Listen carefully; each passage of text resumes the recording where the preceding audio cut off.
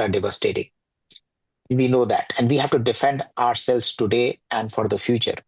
And at IGF, we are discussing the issues that matter with the people that matter. That makes us really important to focus on the issue of security. And look at the panel we have. Marcus, who is diplomat with a seasoned experience and behind IGF, played a key role. We have Dinu Castaldo Delacio, CIO of the UN's Joint Staff Pension Fund, has implemented blockchain security solutions across 80,000 UN pensioners, represents the DC Blockchain Assurance. Dr. Haudachi from the DC Digital Health Devon Technologies, a contributor to Africa Union expert on cybersecurity, and is an expert on wireless communication and telecom. Esther, she's from the IGF Best Practices Forum, and she's also the Ariat is also the focus on protection against the internet access and context of conflicts. And she also represents the DC coordination group as the MAG liaison in the working group. Mark Carwell, Senior Policy Advisor to the Internet Standard Security and Safety Coalition, IS3C, a member of the EuroDIG, which is the UN Regional IGF, and IGF Working Group on Strategy. He's a leader in this domain. We have Liz Orambo, Tech Policy Leader, works at the intersection of technology and human development, previously with the Oxford Global Cybersecurity Center. And we have Mavish, she's from the DC Digital Health, formerly with the Innovation Working Group Asia, set up by the UN Secretary General, worked on various committees of the Government of India, and represents DC Digital Health. And with this panel, I would actually move to ask Mark Carwell on his opening remarks on this important issue of cybersecurity in the digital age. Mark, over to you. Yes, thank you very much, Rajendra, and hello, everybody. I'm based in the UK, and my history goes back to UK government. I was internet governance policy lead for the UK in a wide range of fora, including ICANN, IGF, going all the way back to the second IGF in Hyderabad, I think it was, over the years. So I've been tracking and involved in IGF activities and intersessional activities. And I'm here participating on behalf of IS3C, Internet Standards Security and Safety Coalition,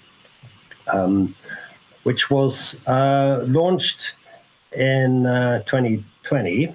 Its coordinator is Wout de Natris, who's very active in this area, this policy area.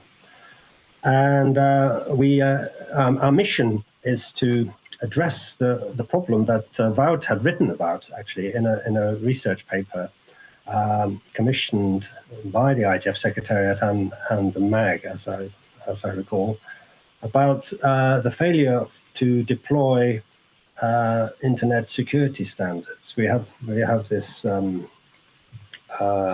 these standards developers, who are committed to, as a community of technical experts, to developing standards, but the follow-up in terms of deployment and implementation really has no effective global coordination.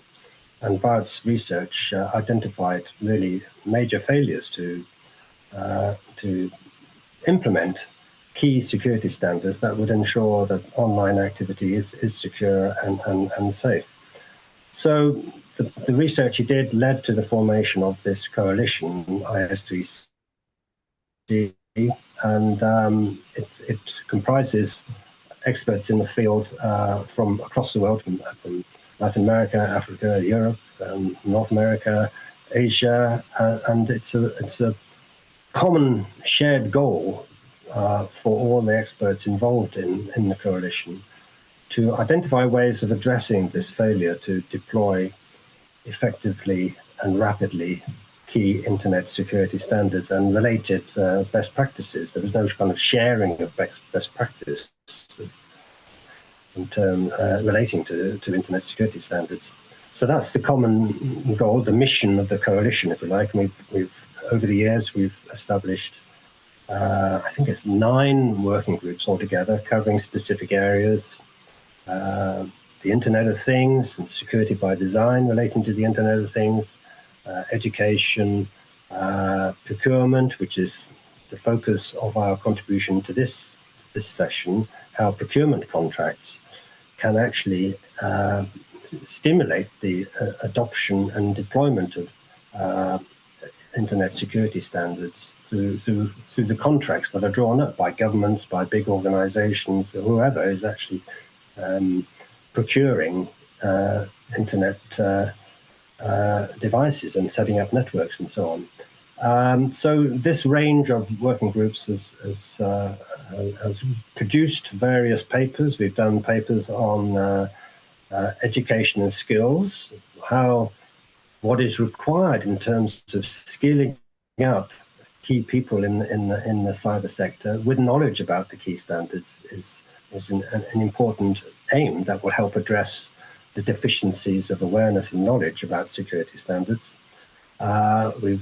Research done by a working group relating to the Internet of Things has produced a number of recommendations, and that work will continue.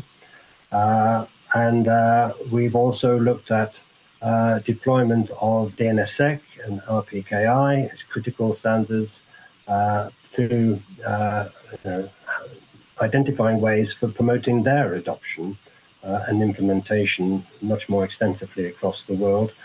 And we're now looking at the consumer side, how consumer protection agencies can actually contribute to promoting knowledge about Internet security standards so that users, ordinary users, consumers, small businesses and so on have access really to the key information about how to protect themselves through deploying effectively key standards and what they buy. So that's the history of the coalition, and then at the IGF in Riyadh we published a 4-point action plan for the year ahead, which encompasses 4 elements. I should say 4 points. 4-point action plan. Firstly, we had a proposal to set up a cybersecurity hub that would bring together the education sector with industry to promote effective inclusion of security skills in curricula, educational curricula and training programs. So that's the first one. Promoting on Internet of Things, promoting best practice and combining research there with post-quantum cryptography. This is a research project which is now launching. We've got support from AFNIC, the French domain name registry, for this work. This is now a project rolling out. We will produce a report in time, we hope, for the IGF in Oslo. The key point from this action plan that we want to highlight here is rolling out a toolkit for public and private procurement agencies that specify how contracts with suppliers should build in specific security requirements. And so I'm going to hand over now to my colleague from the coalition, Liz Alembo, who was one of the authors of the report that IS3C did on procurement and supply chain management that came out about a year ago. And this is now following up on that report with a program of action. So I'm going to hand over to Liz, who I know she's joined. And so, Rajendra, shall I just simply hand over to Liz to take over from me? Sure, Mark.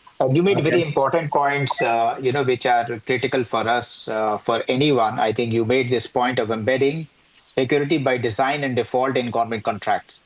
A very critical point for the governments because they have a crucial role in ensuring this is a topic for everyone. And also the point of addressing not only in isolation, but through devices and networks. So very comprehensive ecosystem approach, I must say. Thank you so much and look forward to listening to Liz Sultan.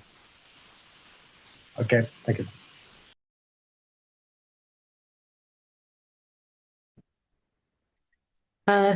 Thank you, everyone, and thank you for that introduction, Rajendra. My name is Liz Orembo. I am a member of IS3C. I led a workshop of procurement and supply chain on internet security, global internet security. You did mention that previously I was with the JCC, but you didn't mention where I am currently on my day-to-day. That I work also with Research ICT Africa. I don't know how much time I have, but I'll try to highlight the key findings that we had on procurement and supply chain. The reason why we undertook this research is that we were concerned about the global developments or the evolution of technology and the status of where we were on technology. But then another point that also came through is that the stability of the global internet actually just depends on the types of devices we use, and that's highly also, and even software systems that we use, which is highly dependent on how organizations, countries, and even at personal level, how we procure these things, because it's in our procurement and use that we actually determine what the market, the supply chain will look like. And if we don't, if there's not much demand for highly standardized security devices and systems, it means that also the whole, not the whole internet, part of the internet infrastructure and cyberspace is not secure itself. So we went out to look at what are the patterns of procurement that governments, now from the public sector, use, whether there are policies and guidelines on procurement. And what we found is that it's a bit uneven, but where there are standards of procurement, it's common on what those guidelines and standards were. We could point out to them. So from our research, we find that in the global south, we found very little, if there was any, standards on procurement, and it was. They were mainly focused on interoperability, looking at how systems can work together, and even continuity, specifying that when a product is procured, it's able to work with the systems that is already in place. There are countries and regions that had more elaborate procurement standards. That those included issues like political stability, so that when there's need for system updates, then they can rely on the foreign companies from within and without and outside, providing technology and technology services that they are able to provide continuity of services. Security policies, kind of like GDPR, requiring that protections of citizens in other countries are similar to what, when you're protecting data, the policies are similar to what the country that is giving the regulation has the same, ensuring the same kinds of protection. Country procurement standards actually gave guidelines, standards or guidelines, pointed out that foreign companies need to have the same security policies or the same kinds of protection. The other thing was update standards on updating security and software. There needed to be that a surety that after deploying a system, that the service provider is able to continue providing services up to periods even 5 years. Some didn't mention the periods, but they would give a provision that it would go beyond installation or acquisition of technical systems. There are those procurement standards that also spoke to procedures of handover, what would entail in handover training, and also updating manuals, points of contacts, and things like that. So that is what we found. Governments like US, Netherlands, UK had and even Taiwan from Asian countries, and Italy, they had very elaborate procurement standards. Again, what was missing is those in the global north. And you could see that even from in the open procurement standards, these are the same governments that are very active in the negotiation and in the development of procurement standards. What we didn't see alarmingly was that even among governments and countries that are active or have elaborate guidelines on cybersecurity standards, they were not really using the global open security standards. So that was a big problem there, because standards bodies, IEs and ISO bodies, which really spend so much time, and there's a lot of negotiations, had to build consensus. But once a security standards is out, there's no there are no mechanisms to follow up through on how this are taken in, either by the industry or even the governments themselves. So they're not very popular yet. I would say that their popularity is something in question, or not many countries are taking into their own procurement guidelines. There's also a lack of global coordination and awareness among these open standards, and also on the role of procurement itself, because as we were doing this research, doing desktop research, and also engaging ministries, sub-ministries, and people working on procurement, there was not that much awareness about how to go about procuring IT devices. The only condition or awareness was that the systems just need to be secure. Some of them, there were histories where they were caught off guard, where security products are procured, and then after some time, when there's a security issue, there's no even point of contact to get from the service provider end. So with those findings, what we recommended was for IS3C to build a curriculum for what to consider when procuring ICT, the importance of the role of ICT in the security of the internet itself, and even cybersecurity even at a national level and even household level. There's also a need to build an agenda on this topic, as well as capacity building, which I mentioned that this curriculum would really help a lot with capacity building. So that's it from the research. I'd also like to touch about an ongoing research that we are having. It's on IoT and cybersecurity.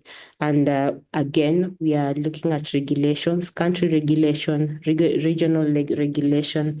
And here we are looking at the problem of IoT by design themselves. the IoT devices that are coming into the market, they don't have capacity for some of the evolved cybersecurity environment that we are operating in, things like quantum, the age of quantum computing right now, vis-a-vis the influx of IoT devices, be it camera, be it fridges, and some of them tiny devices like USBs can just be plugged into maybe monitors, and it renders a whole institution vulnerable to cybersecurity. I hope we'll have some chance next time to share about this research, because by next time we'll have findings out. I am happy to have questions either now or ask you direct, moderator. Thank you. There's a very interesting point, and I think we have realized post-COVID the criticalness of supply chains. You articulated very well that there is a divide between global north and global south, and you also put the very crucial point of security assurance when it comes to supply chain, and also the capacity building part, I think, which is a very important theme to pursue if you want to address the issue of security. We have with us today the luxury of having Wim Degesel. I hope I have got his name right, consultant to the IGF on cybersecurity and the Best Practices Forum. So, Wim, we would want your viewpoint on this important topic, followed by Enrit. Thank you. Just checking that you can hear me. Yes, go ahead. Thanks. Like you introduced me, I'm Wim Degesel. I work as a consultant with the IGF Secretariat on best practice forums, and particularly the best practice forum on cybersecurity. Best practice forums, maybe a quick word, they are very similar to DCs. They are an intersessional activity that works and continue to work between IGF meetings. There's one very specific difference is that best practice forums really originate from the IGF itself, originate from the MAG. It is the multistakeholder advisory committee that selects one or two topics and then asks BPF to work on that topic during a year. For the rest, in a very similar way as the DC, worked in an open way, tried to be bottom up, works with regular open meetings, and trying to or aiming to come up with an output, written output by the IGF meeting itself to discuss at the IGF meeting. So that's for the idea of best practice forums. I've been involved for a number of years in the best practice forum on cybersecurity. There also have been best practice forums on other topics, for example, IPv6, gender and digital rights, etc. Now, a quick overview of what we have been doing in the previous years on the best practice forum cybersecurity before I hand over to Henriette to discuss and focus on this year's work. There have been a number of best practice forums since, I think, 2018 that focused or have been working around cybersecurity norms. They approached the whole idea of cybersecurity norms from different angles, trying to understand how norms, cybersecurity norms or cyber norms are developed, how they are institutionalized or socialized, and what works, what has not been working in norms. I would like to refer to the IGF website, as you can find the different reports from the previous years there, as I have a number of interesting findings. But I would like to highlight two things.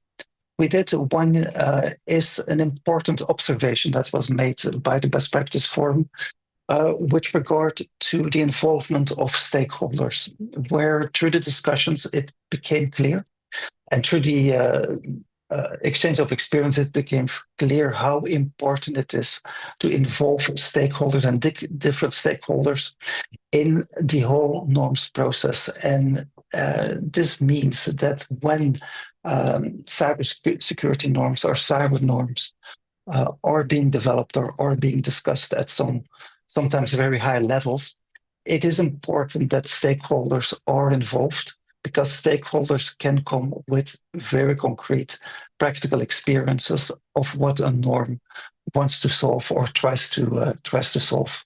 But also in the later processes, when a norm, a cyber norm, has to become socialized, it is yet again very important to have and to be able to count on the stakeholders to do the work. So that is one of the findings that came up through the work in the previous years. Another topic I really would like to highlight is in 2022, the Best Practice Forum developed an interesting paper on the difference between cybercrime and cybersecurity.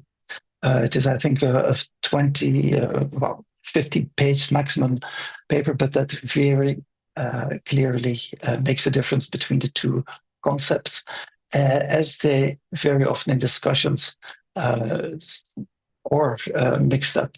And if you and with the result that the people that are interested in cybercrime or people that are dealing with cybersecurity are often do not understand each other because of this mix-up. So this is what we have been working on this year. Henriette will tell you the focus is completely different, but again, with the same principle, trying to learn from the experiences of different stakeholders and combine this and bring this to the discussion. So I think, Henriette, I hand it over to you to talk about this year. Thanks very much, Wim, and thanks, Rajendra, and everyone for making this possible. Apologies that my camera isn't working. Yes, so in fact, there is a link between the BPF focus this year and the work that was done previously on norms, on cyber norms. I myself was what was referred to at one point part of a norm entrepreneurial initiative, the Global Commission on the Stability of Cyberspace. In fact, we were very honored that the Best Practice Forum studied our work and how we came up with our norms.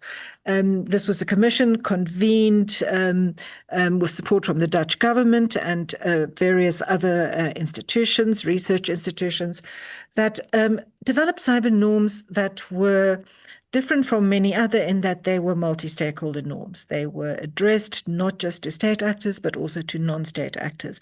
One of the norms that we came up with was the norm to protect the public core of the internet.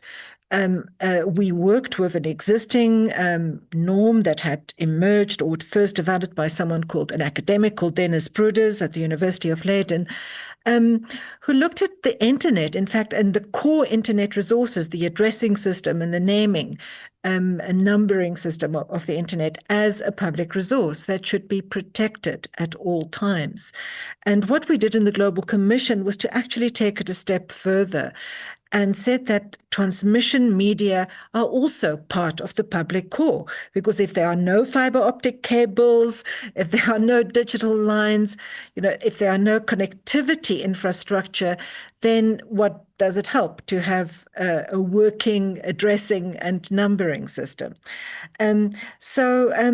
We came up with the norm to protect the public core. And what's been really interesting about this norm, and Wim, in a sense, I think this raises some questions about your points as well, is that we were actually in the end quite successful in getting governments or governmental organizations to accept this norm.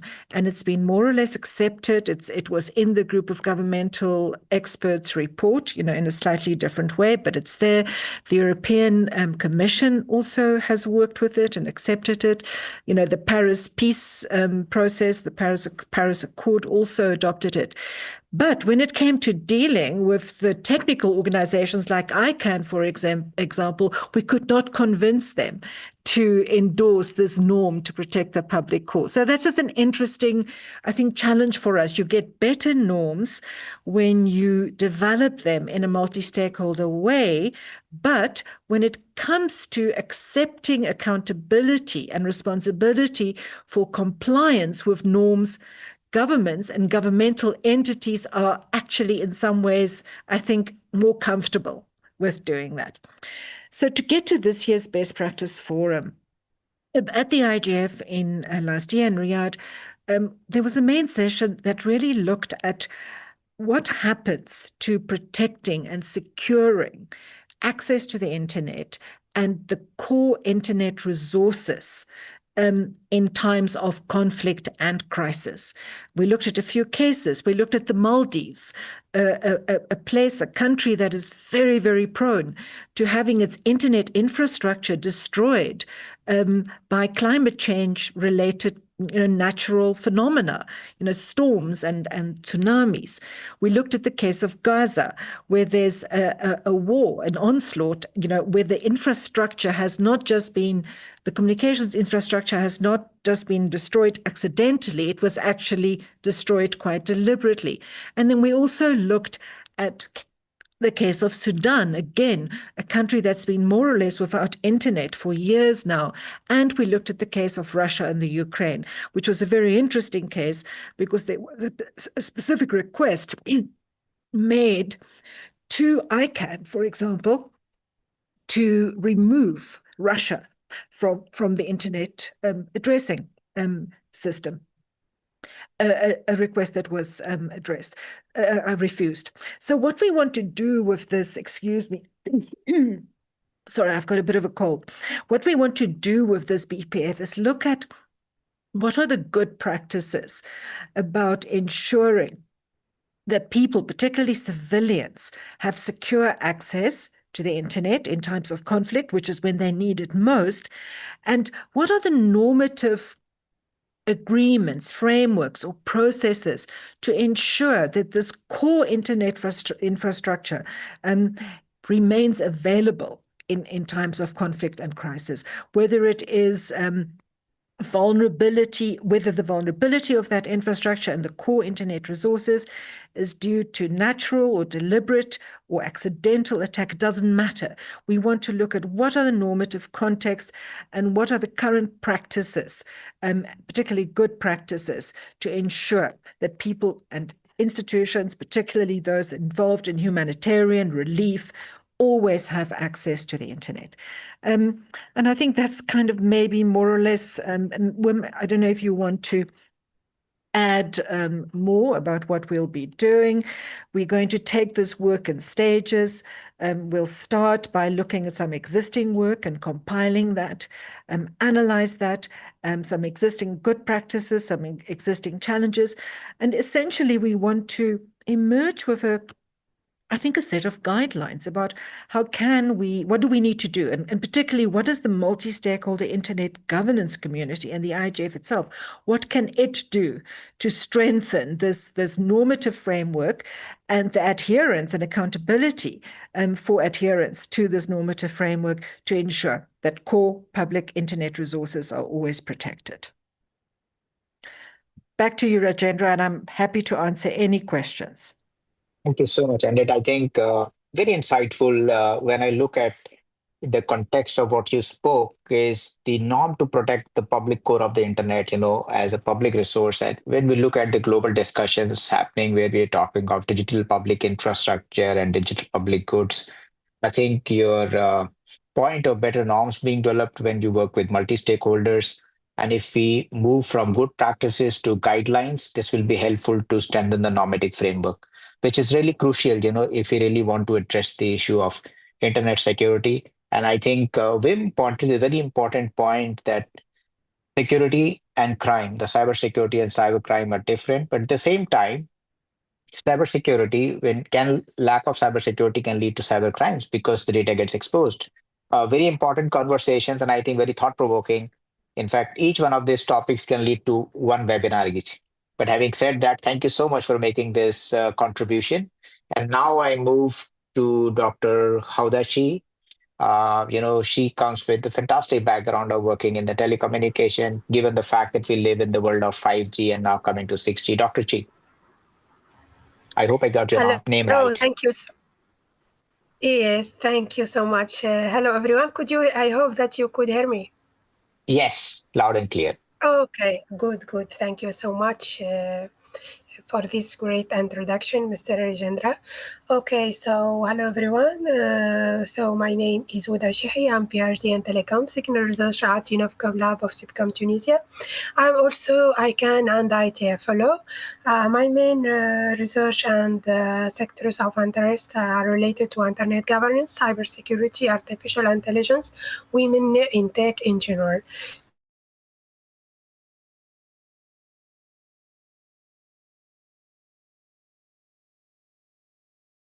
Did I lose you? So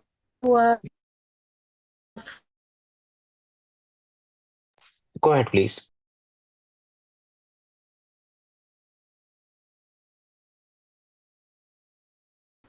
could you still hear me? I guess I lost you. I don't know about the others. Mark, did we lose her in between? Can you No. hear her? If there is any issue, I can repeat. Yeah, go ahead, please. Yeah. Good hear.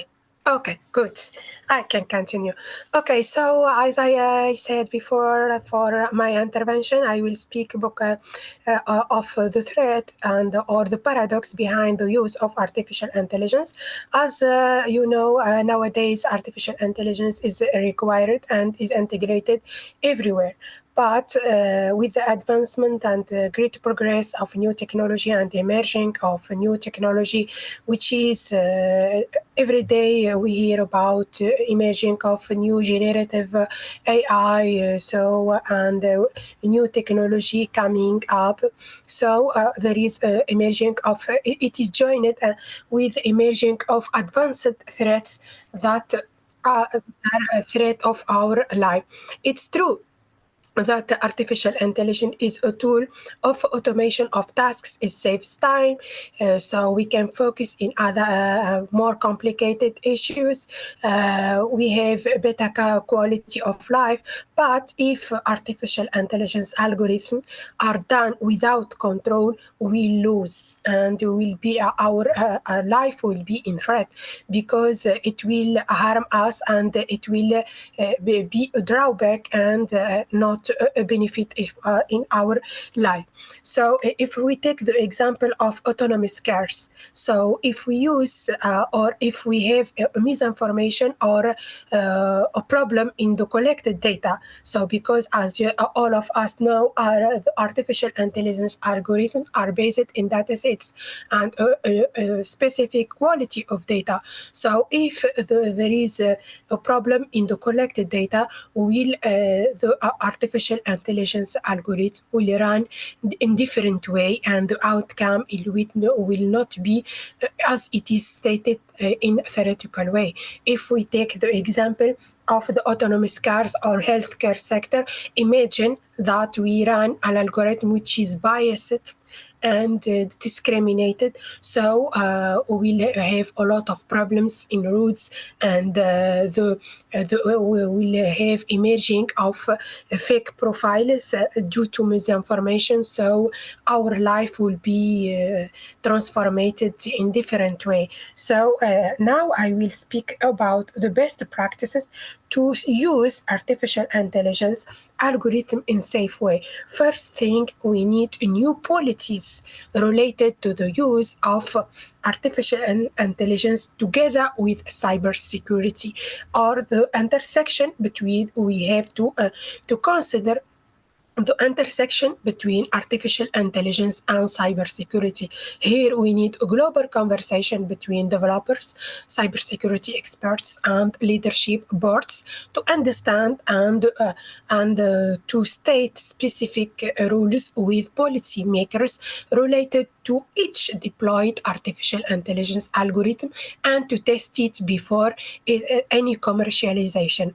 And other thing, we need also a capacity building of the users of artificial intelligence algorithm, and upskilling and reskilling, because always we have, and we speak about different variants of generative AI. So we need to always keep updated, keep learning, and sharing information between all the staff in the same companies to be safe. We need also benefit of artificial intelligence also in cybersecurity in terms of threat intelligence integration, or let's say real-time threat intelligence integration. We need to update in continuous way our used software, and we need to reduce bias and hallucination. We need to account on human vigilance in terms of consents and agreement about the collected data. We need also to not lose our information, to go for a data backup, to not because nowadays we speak about ransomware as servers. So and there is emerging of cyber crimes. So let's keep our data and save it in safe way to not be in threat to cyber crimes actors. And another important thing is to call our regulators and industry, and to convince policymakers in building new rules related, or new policies related to the use of artificial intelligence for both cybersecurity and technology at the same time. So for staff, we need to give them awareness related to using strong passwords, and to not open their, for example, let's take the example of doctors or medical staff in general, to not open their medical apps in using public Wi-Fi. So let's use VPNs and network segmentation, and let's use multi-factors related to passwords, and let's use complicated passwords to be safe. So also we need to keep our softwares always updated. And we need also to combine AI-driven cyber vulnerability with cybersecurity measures in terms of incident response. So we need to teach staff about our upskilling in incident response. Another important thing is related to encryption, which is a technique that can help protect the confidentiality and integrity of any usage AI application or algorithm. So that's it from my side. Okay, Jihi, very Thank you so important. much, and I'm up. Thank you. Very important points, and I think you raised this important point of the AI paradox. While it is a threat, but you also can use AI for the threat intelligence, reduce bias and hallucination. I think the regulation and the role of industry and various stakeholders. I think the point you made about not just the discretion in usage, but not just in development as well. So I think important point. This brings me to since you touched upon health, we have the DC Digital Health coordinator, Ms. Mevish Vaishnav, with us. Mevish, over to you for your views on this important topic. Thank you so much, Dr. Gupta, for giving me this opportunity. I'm Mevish Vaishnav. I'm the coordinator for DC Digital Health. As we all know, health data is very important and it is 20 times valuable. And if we lack security in healthcare, it can lead to cybercrime, as these data are very important and have and can be exploited in future as well. But as all the fellow panelists have already spoken about the challenges that we could face with this, I would like to highlight about the benefits of having digital health technologies like telemedicine, AI, electronic health records, how they can be immense helpful, like streamlining the processes, enhancing the diagnostic capabilities, improving patient care. And every country, I would say, has regulations, security regulations for protecting the data. But there was a time when no rules were followed, and that was the situation when COVID occurred. And we all came together when humanity mattered most than the security part. So I do believe AI can be a threat, but it can be a solution as well.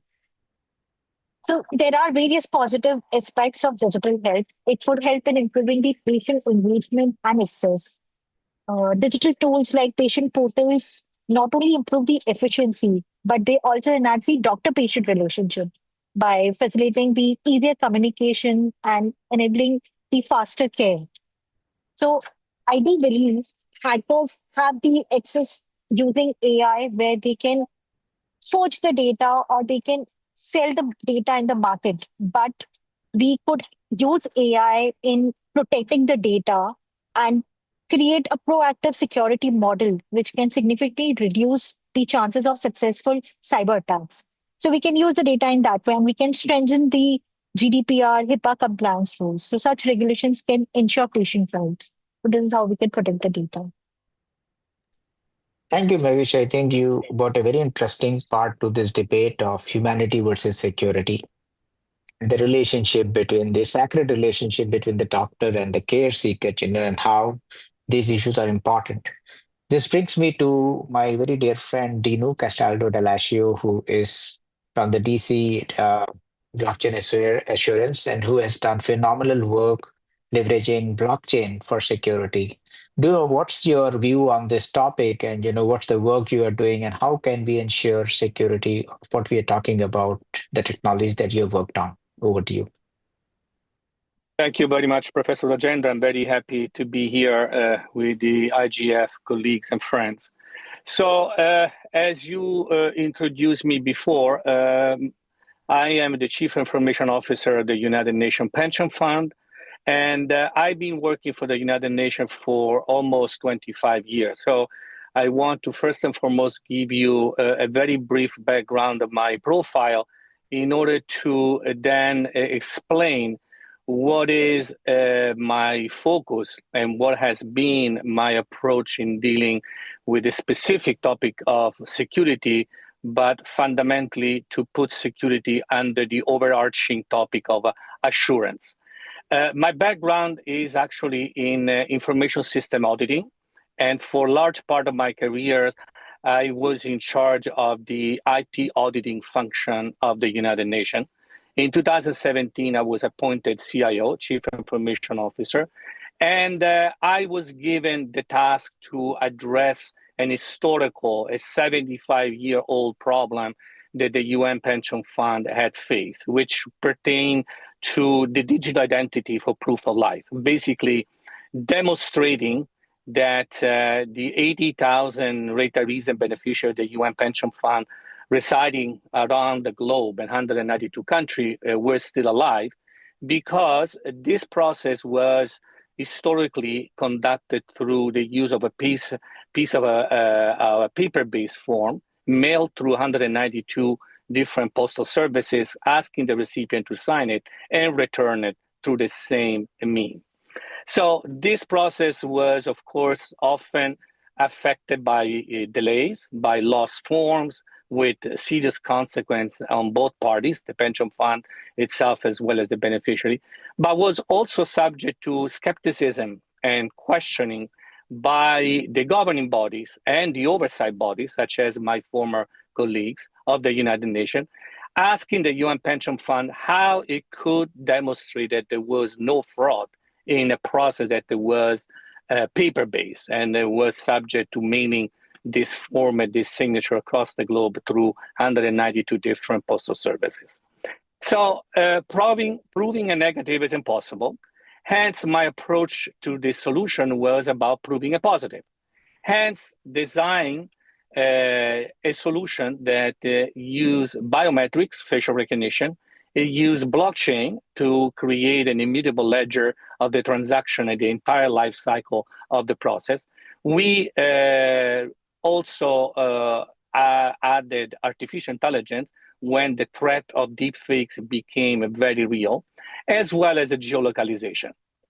So what I learned, being obsessed by being a former auditor with the concept of providing assurance, especially to a board of a governing body of the UN composed of the representative of 193 different countries, was about how can the pension fund provide proof of security, of credibility, of reliability, of a solution that makes use of emerging technologies, those that I just mentioned: blockchain, biometrics, artificial intelligence, and geolocalization. And the reality is that what I learned very early in my process was that when you're dealing with emerging technologies, you're dealing with emerging standards. As you heard from my fellow panelists before, the term standards, the term quantum, the term security, it was mentioned numerous times. So my approach to address these issues was to adopt a concrete, hands-on, bottom-up approach. And this basically led my quest, my adventure in finding like-minded people that share the same concern that I had and that I experienced firsthand in leading this solution about the digital identity of the UN Pension Fund. And of course, I can say that the IGF was the perfect and ideal environment. The forum of the IGF was very supportive. And thanks to the IGF, I was able to establish two dynamic coalitions, one on blockchain assurance standardization, and more recently, one on the assurance of emerging technologies. Because as you may have started to appreciate, ultimately, we are not, when we are talking about real case, hands-on implementation of this technology, we are not talking about the use of this technology in isolation. Ultimately, these technologies are introduced, are implemented in conjunction, at least with legacy system. There is at least the need for an interface, for an API with existing solution. But more and more also with other emerging technology, hence my case of having blockchain, having biometrics, having artificial intelligence, and understand what are the synergies, what are the strengths and the weaknesses, what are the opportunities and the risks that, for example, a probabilistic technology such as AI may be compensated by a deterministic technology such as blockchain. So, but going back to the concept of assurance and how to prove that these solutions are indeed adopted. My previous panelists speaking about the supply chain and procurement mentioned that there are many ISO standards, but ultimately are not that well followed or adopted. And this is really the problem that we are trying to address with the dynamic coalition on blockchain assurance and the dynamic coalition on emerging technology. Try to identify best practices, try to find a lesson learned, try to share real case, either pilot or even better, real implementation of this technology, and share those challenges, share those best practices to then give input for the formulation, for the elaboration of standards that can be followed in the real life. So what we did in the dynamic coalition of blockchain assurance and standardization, we adopted and adapted the blockchain maturity model developed by the Government Blockchain Association in Washington, D.C., that is hosting the dynamic coalition itself. In the dynamic coalition of emerging technology, we are looking at new security model that, for example, started to provide more and more evidence. There was a mention about quantum. So quantum is starting to introduce a new reality when it comes to security. We are pretty much, I'm sure, in this audience, all familiar with the triad of security related to confidentiality, integrity, and availability. But what we have discovered, for example, I started to address the risk of quantum to the blockchain.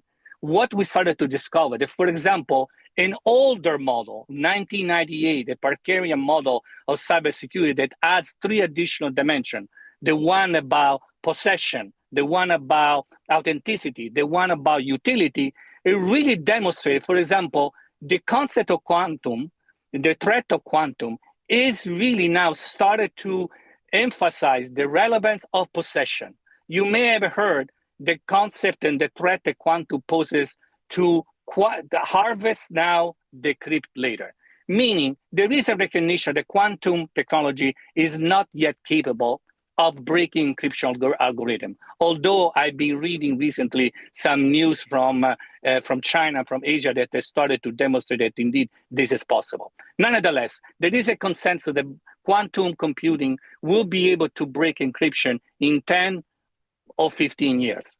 But what's happening now is the fact that there are many instances already proven and documented where certain actors starting to harvest, started to intercept, started to collect encrypted communication, encrypted data, with the intent to then break the encryption of the data when the quantum computing will be a reality. So now the concept of possession of the data itself, even if in encrypted form, is becoming an issue that needs to be considered in the security model, in the threat model, in the risk assessment model that we have been adopting. So I'm going to conclude by sharing my experience. When it comes to standardization, when it comes to assurance with emerging technology, as I alluded to before, we are dealing with emerging reality. There is a patchwork of standards. For example, I was able to certify the UN Pension Fund Digital Identity Solution based on blockchain on the AI standard, the 42001. We became the first UN entity, the first international organization that achieved this certification on the responsible use of AI. But as of today, I have not been able, because it doesn't exist, I have not been able to certify the solution on an ISO standard for blockchain, because the ISO organization still has not issued a certifiable standard of blockchain. So what I did, speaking about security, I certified the solution with the ISO 27001, which is a certification standard for information security management system. And I had to adopt and adapt that standard by identifying specific risk, specific threat about information security. So I'm concluding to say that for those who are interested in joining us, we are also trying to practice what we preach.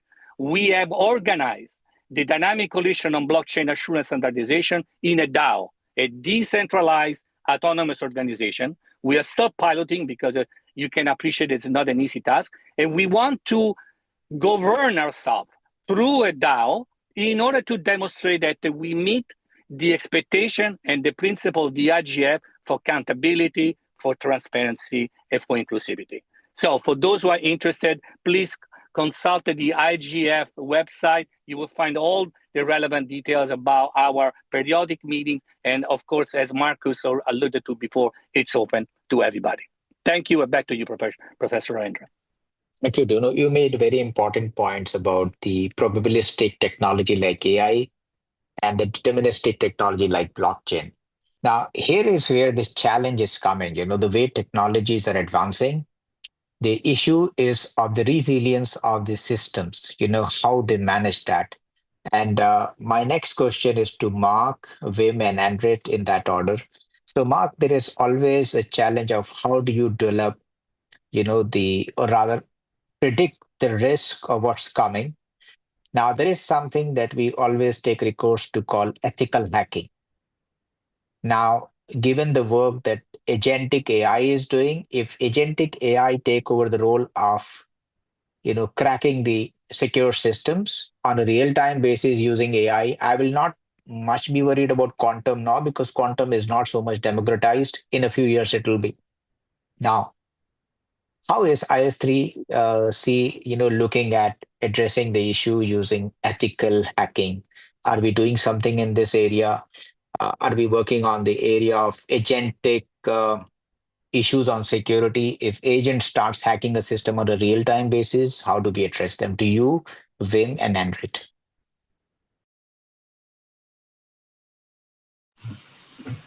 Thanks, Rajendra. If I understood your question, what are we doing in IS3C with regard to resilience and security against criminal hacking. Is that what the point you're making? Perfect. Yeah. Well, of course, this is highly relevant to the mission of the coalition. We are looking at IoT resilience, certainly, and also post-quantum cryptography. I mean, this is a new area for us. We are bringing in experts in that field to examine, and with the aim really of developing concrete recommendations that can be addressed to government policymakers, to law enforcement agencies, to the technical community, and organizations really involved in protecting the rights of people. This is our target audience. It's a very wide scope, and we are all constantly looking for ways to broadcast the results of our research, the results of our deliberations, and also to bring in more people. That's so important for this dynamic coalition model, to draw on experience from across the world. I mean, this is where different policies are being implemented. Maybe they can be relevant to other countries in other regions, in other continents. So, what you're saying really is, I think, so important in terms of how dynamic coalition approach the work, and producing valuable recommendations, toolkits. I mean, we are very, very committed to developing toolkits, and then finding ways to say to people, look, this is what we've done. This is where we're filling a gap here, and this will contribute to strengthening security and safety online. That's in our title. The 3 S's: standards, security, and safety. IS3C. That's the 3. So that's certainly our approach. We're constantly moving into new areas, and post-quantum cryptography is a new area for us. I hope that gives you an indication of how we are open and developing new areas of focus in our work, and what we want to produce as a result of that work. Thanks, Mark. I think Wim had to log off. Andrej, you're available for answering on this response. Thanks, Rajendra. Yes. So, look, I think ethical hackers are part of the ecosystem, and they play a very important role. But I think that, the thing about cybersecurity is that, I think it was someone talked about a bottom-up approach. I think it was Dino. But I think what we need to recognize with cybersecurity is that the ecosystem is becoming more diverse, but a lot of the insecurity is also embedded in that ecosystem, because insecurity is embedded in internet-based business models. The fact that our data is all over the place, that the big internet companies themselves are not always all that vigilant when it comes to how they deal with the data of the users that they make their money out of. It's kind of all embedded in the system. And if you look at often where are most of the threats, if you do any analysis of the most frequent type of cybersecurity attack at present, they are ransomware attacks. So ransomware is not something that ethical hackers can necessarily very help with.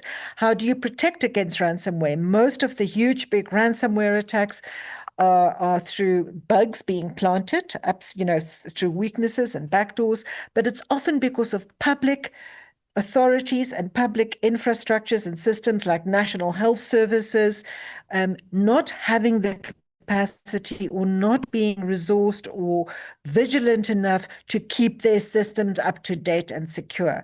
And so ethical hackers might not help with that. So I think we can't get away from the fact that there is a shared responsibility for security. And I think something that's very important, and I think it is a shift is that we can't just make the individual end user responsible. Obviously, we all have to practice cyber hygiene, but I think there's a greater level of accountability on those entities and those services, those companies, those government departments that have our data and that provide essential services, that provide financial and support financial transactions. So I think the accountability for ensuring that their systems are secure needs to be taken very, very seriously. Because I think we also have to face the fact that many end users simply don't have the resources to protect themselves. And, looking at the large number of users in Africa, for example, whose only form of financial inclusion is through mobile money, which is notoriously insecure and very, very open to scammers. But then I also wanted to react to the question that thanks Jimson for that question, why did ICANN not like the idea of the norm to protect the public core of the internet? Two reasons. I think the one is that ICANN is quite concerned with not crossing boundaries, with working within its own paradigm and its own framework, and particularly at the time that we met with the ICANN board and with the ICANN security bodies. And then the second reason, and this is probably the most significant reason, they did not like the word public. And generally, you will find that any kind of US-based entity or organization feels very uncomfortable with the term public, because in the United States, public means government. It means something or an element, a domain that should be under governmental control. Now, it doesn't mean that to us in South Africa. It doesn't mean that in Europe necessarily, but it does mean that in the US. We often actually come across that kind of barrier, that public is understood to be government or within the care of government.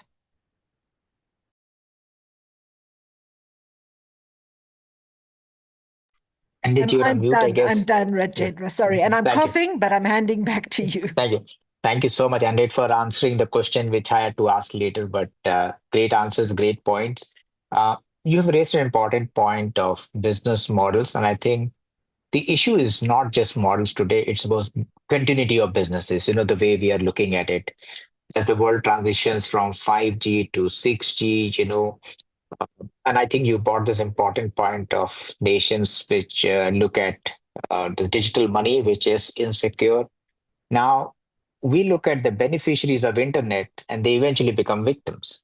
As the one who leads the dynamic coalition on digital economy, that's a very important topic for us.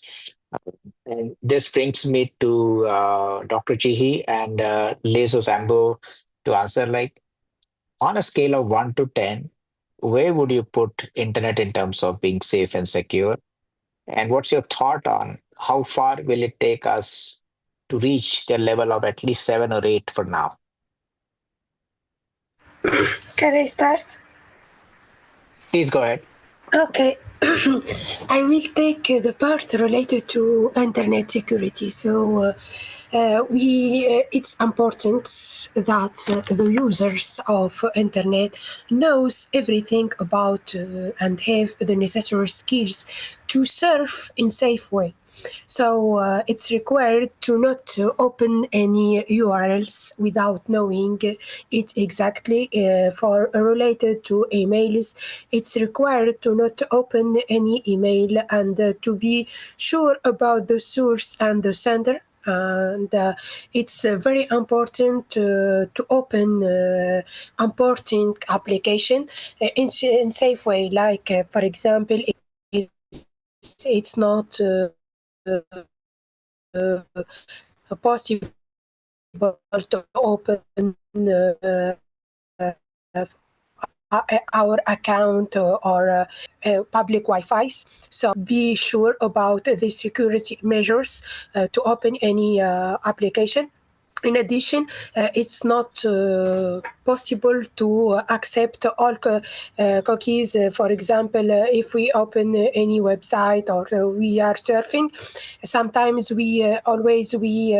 they send us about accepting or not the cookies. So I advise to not accept them because it brings different viruses and it tracks our activities without our consent. So it's important to raise awareness about users of internet to be to be secure and to not to be harmful for our life. That's it from my side. Liz?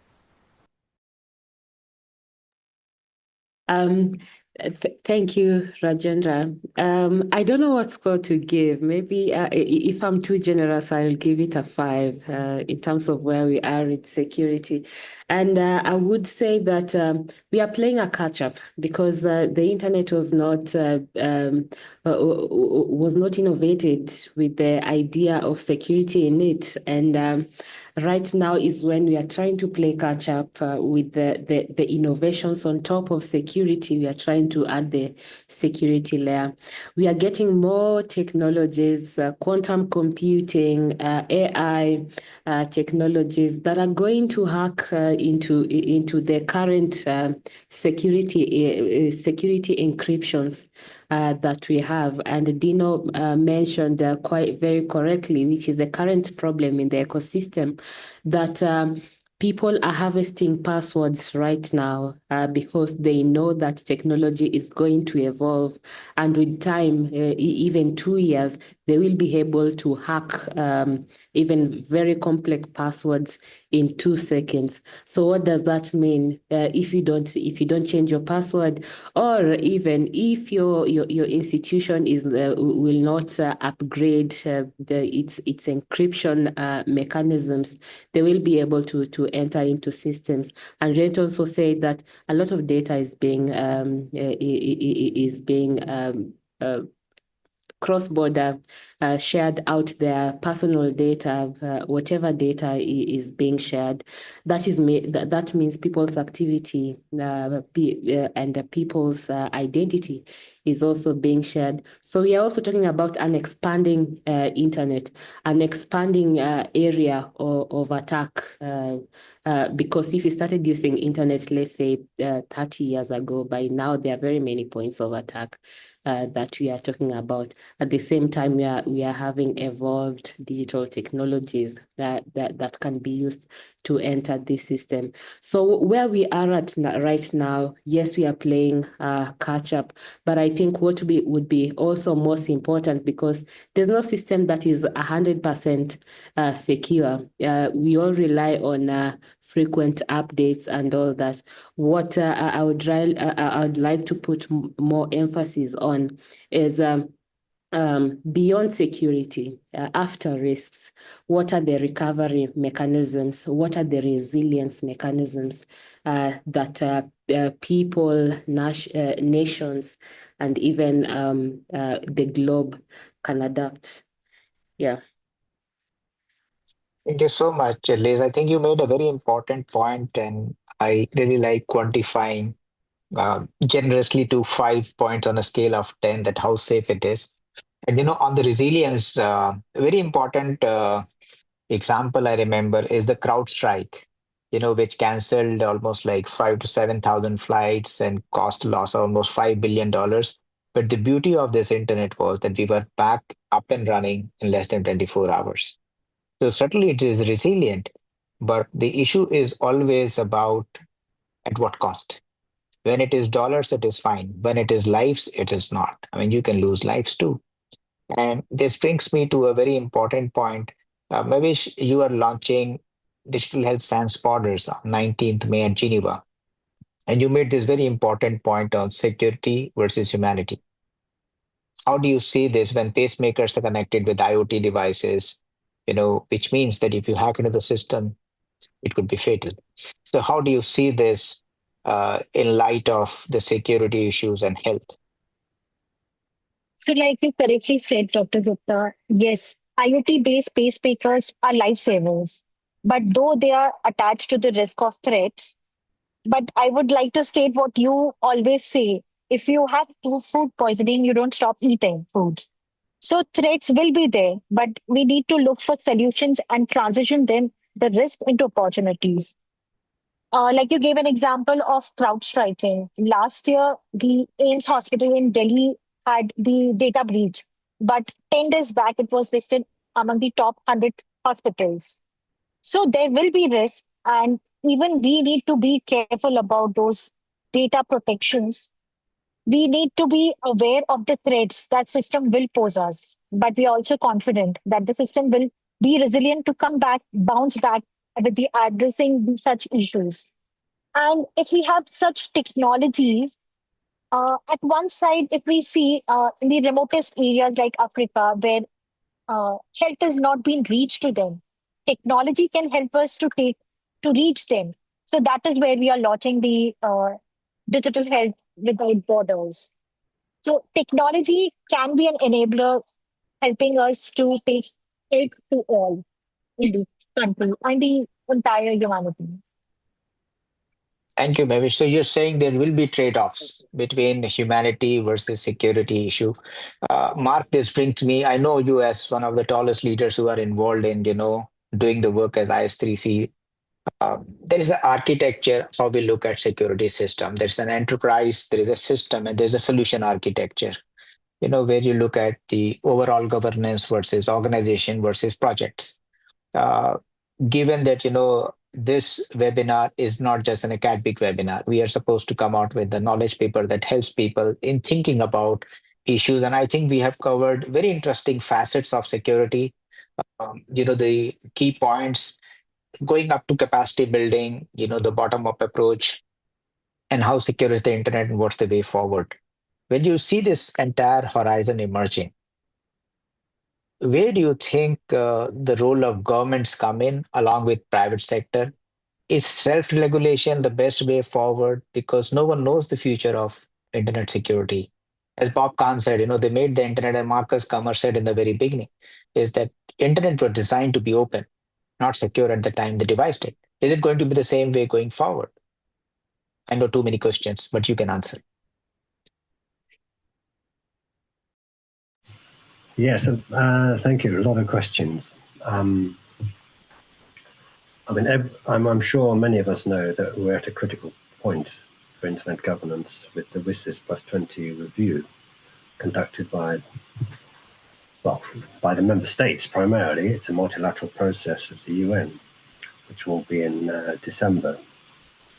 And I think we don't know the modalities really for non-government stakeholders to engage, but there is an undertaking which was in the modalities document for the review, that there should be effective engagement in the review process of non-government stakeholders.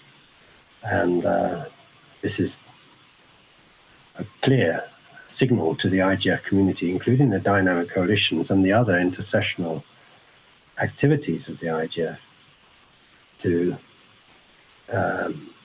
establish the channels for engaging in the review process that will protect and advance the multi-stakeholder model of governance, whereby all the key actors, technical community, civil society, academia, governments, international government organizations, and so on, all have the opportunity to contribute to advancing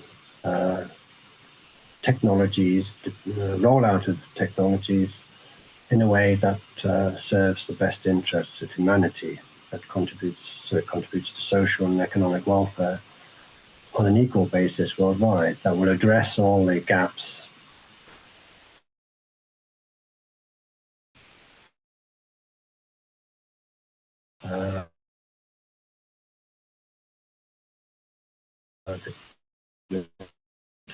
cracked in terms of resolving, but to involve all stakeholders to work out how to move forward with the advance of technologies in a way that's fully inclusive, and those divides and gaps and the numbers of disconnected people, all those challenges are fully resolved. So I feel quite confident that we will go through the review and the outcome will be positive. It's going to be interesting how it goes. I mean, a lot of us are focused on capacity building, contributing to sustainable development, and achieving the full realization of the 2030 agenda, the role of ICTs. I remember the ITU drew up a very helpful checklist of where ICTs would contribute to the individual sustainable development goals. So it was about 7 or 8, 10 years ago, maybe, That is still highly relevant. And a key message, I think, is to say to the member states, look, we have these fora, we have these initiatives, such as the dynamic coalitions, best practice forum, policy networks of the IGF, all contributing to achieving these goals, addressing those challenges and keeping in step with technology, and the importance of protecting innovation, not going down the road of heavy-handed, top-down institutional regulation that some countries would like to see happen. We need to defend the multi-stakeholder approach in the risk plus 20 review process. So I don't know, I kind of responded to your set of questions with a very big picture response, but it's this is our key objective as coalitions of stakeholders for this year, to support the effort to ensure that the outcome of the risk plus training review in December in the UN does not cut across the bottom-up multi-stakeholder approach. Okay, I'll stop there. I hope that stimulated some thinking anyway. Thank you, Mark, so much. Henriette, a question to you. Do we need more funding from the governments, to do research on the security issues? Is the funding available enough? If it is, what's your view on that? Thanks, Rajendra. I think the key to security is collaboration. I think, and that would apply to collaboration and research. But I think you need collaboration at all levels, between the ethical hackers that you talked about, between law enforcement agencies, between the internet technical organizations, between civil society organizations. I think that's really absolutely critical. I think research is very valuable and it is very important, and having funding for research is good, but I think that's not really where the money is needed. I think the money is needed, the funding is needed at the level of supporting resilience, and I think resilience particularly in the public sector, which plays a very important role and which holds people's data, having more capacity there, having more capacity amongst those institutions that hold the public sector and internet companies accountable for acting securely and treating the transactions and the data that they hold and that they work with more securely. So I think, yes, research is part of the equation, but it's not the only one. I think it's an ongoing thing, though. I think we need to, in the sense that I think that you asked how secure is the internet. I don't think the internet is particularly insecure. I think digital is by its nature, the moment that you actually start relying on automation and automated management of information and communications and data, there'll be vulnerabilities. And I think that we just need to build awareness of security. It has to be transversal. I don't think security is a problem that can be solved. I think it's an adjustment. It has to be a way of life to be aware of security, and it has to happen at all layers of the entire ecosystem, from decision making and policymakers to end users. But I think most of the accountability has to sit with those institutions, those companies that operate critical information and communications infrastructure and products and services. Thank you. And what a message to end with on a collaboration is the key for securing the internet. I know we can continue on this for a very long time. We still have so many things to discuss, but I think we have already crossed the time allocated for this live discussion. I thank you, all my fellow expert panelists and those who could join, like Wout, Martin, and others, and the wonderful support of the IGF Secretariat. I give it over to Roman, who is from the IGF Secretariat, to put the closing remarks and vote of thanks.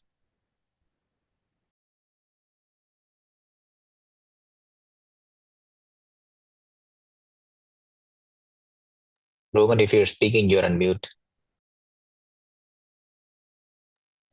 Thank you, dear colleagues. I think it was really interesting webinar, and thanks to Dr. Rajendra and his team, for Marcus and Jutta, our co-facilitators, and Henriette as our mic liaison. So thanks to everyone. We hope to have 2 more webinars before the IGF 2025 in Norway. So please stay tuned. We'll be further in touch. Have a nice evening. Bye-bye. Thank you. Bye-bye. Thank you. Thank you. Thank you. Thank you. Thank you. Bye-bye. Bye-bye. Thank you all. Bye-bye.